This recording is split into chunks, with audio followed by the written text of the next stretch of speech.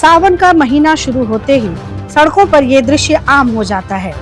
शिव के जयकारे लगाते भक्तों की टोली कांवड़ लेकर यात्रा पर निकल पड़ती है। एक बार फिर आने वाला है वो दिन जब भक्तों की भीड़ सड़कों पर यूं ही उमड़ पड़ेगी। शिव भक्तों को कोई दिक्कत ना हो, इसके लिए तैयारी पूरी कर ली गई है।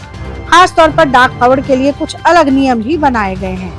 ऐसे में ये सवाल उठना लाजमी है कि आखिर डाक कांवड़ होता क्या है, बाकी कांवड़ से ये कैसे अलग है, जिनके लिए विशेष नियम बनाए जाते हैं। धर्म के जानकारों के मुताबिक डाक कांवड़ एक खास तरह की कांवड़ यात्रा होती है। इस कांवड़ यात्रा को सबसे कठिन माना जाता है क्योंकि इस यात्रा के कुछ नियम बेहद कठोर होते हैं, जिसका पालन करना बहुत जरूरी होता है। इस यात्रा में एक बार कांवड़ उठा लेने के बाद कांवड़िए को भगवान शिव के जलाभिषेक होने तक लगातार चलना पड़ता है। इसलिए डाक कांवड़ के दौरान भक्त बिना रुके और बिना आराम किए दिन रात चलते रहते हैं। इसे एक तय समय में या 24 घंटे के अंदर यात्रा पूरी करनी होती है। चूँकि दूसरी कांवड़ यात्राओं की तुलना में डाक कांवड़ यात्रा बहुत तेज गति से पूरी की जाती है, इसलिए डाक कांवड़ को सबसे मुश्किल माना जाता है। इस यात्रा में पवित्रता और शुद्धता का भी खास ध्यान रखा जाता है।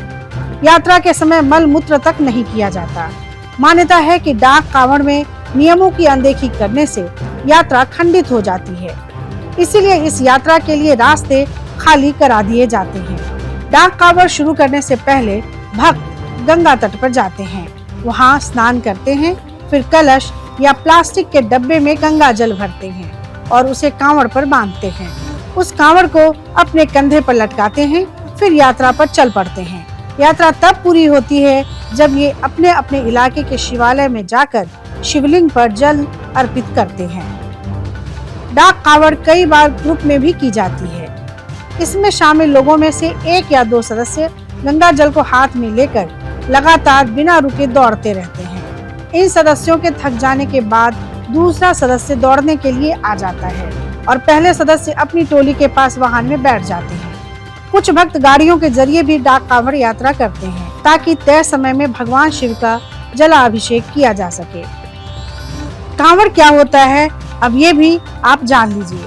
कांवड़ बांस या लकड़ी से बना डंडा होता है, जिसे रंग बिरंगे पताकों, झंडे, धागे, चमकीले फूलों से सजाया जाता है और उसके दोनों सिरों पर गंगा जल से भरा कलश लटकाया जाता है। तो कैसे लगी आपको हमारी ये जानकारी, हमें कमेंट बॉक्स में जरूर बताएं।